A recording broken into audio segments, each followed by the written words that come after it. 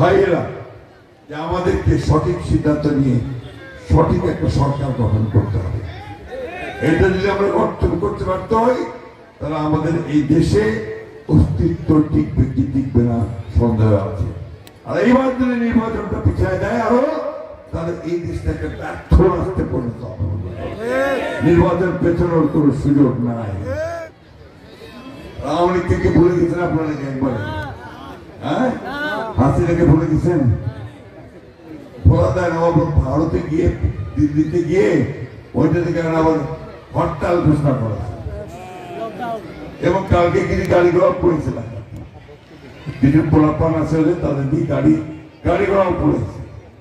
এখন এই গাড়িঘোড়া যারা এইভাবে পোড়াবে তারা দেশের সম্পদ নষ্ট করবে, আর কে দিল্লিতে আরামে বসে থাকবে তাকে কি আমরা এই দেশে আসতে দিব? সাহস থেকে আসো, এই দেশের সামনে জনগণের সামনে আসে রাজনীতি করো। এই দিল্লিতে বসে ওইখান থেকে দেশের সর্বনাশ আর করবে না।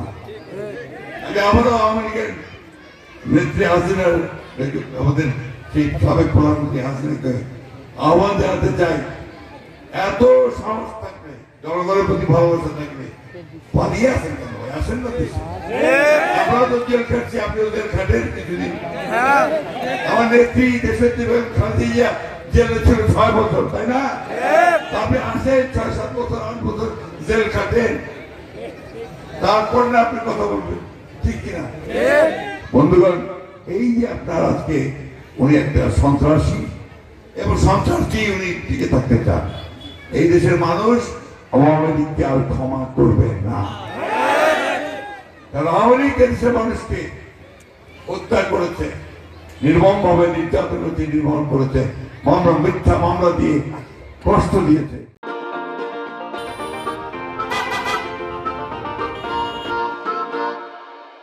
শব্দটা সনদ স্বাক্ষর করা, সংস্কার, আমাদের বেশিরভাগ ওই সংস্কার সনদ এগুলো তো বুঝে বুঝে না, এটাই স্বাভাবিক।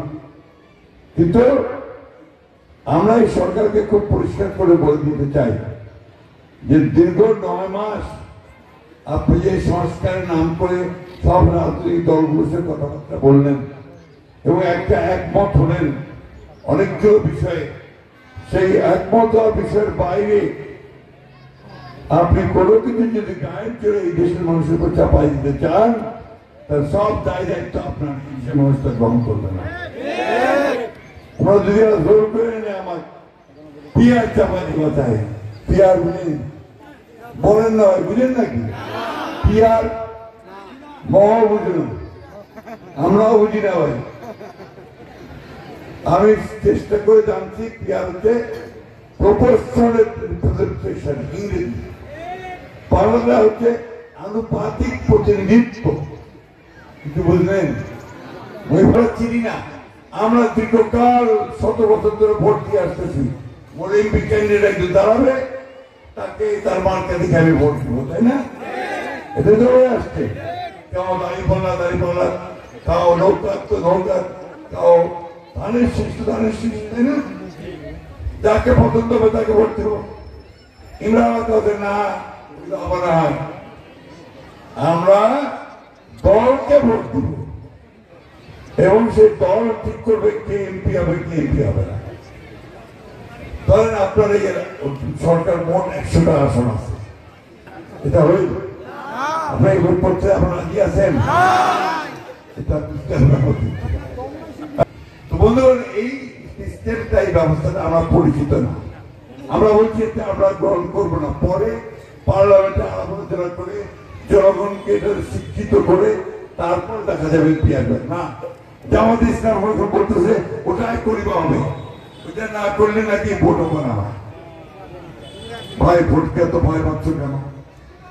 কারণ তুমি জানো যে ভোট হলে তোমার অস্তিত্ব থাকবে না, এই কারণে তুমি ভোটকে এত ভয় পাও, নির্বাচনকে এত ভয় পাও।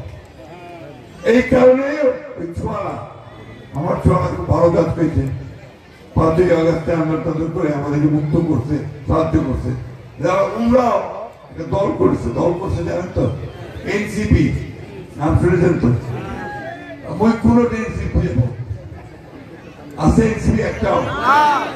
এই এলাকায় একটাও এনসিপি আছে? একটাও না। তাহলে কেন করে ভোট হবে? ভোটটা হবে কিভাবে?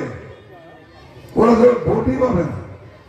ওই জন্য ওরা ওই উমার সাথে শুনবে না পেয়ার আগত দিবা হবে, সনদ করিবা হবে। এগুলো হচ্ছে ওই আপনার মানে শুধু বিভ্রান্ত করা, ভোট পোষানো এবং আগের ব্যবস্থায় ফিরে যাওয়া। বন্ধুগণ, আমরা পরিষ্কার করে বলতে চাই, আমরা যেগুলোতে আমরা একমত হয়েছি, বিএনপি শুধু সেগুলোর পক্ষেই থাকবে, অন্য কোনো কিছু বিএনপি দায় নেবে না, যে দায় সরকারকে নিতে হবে।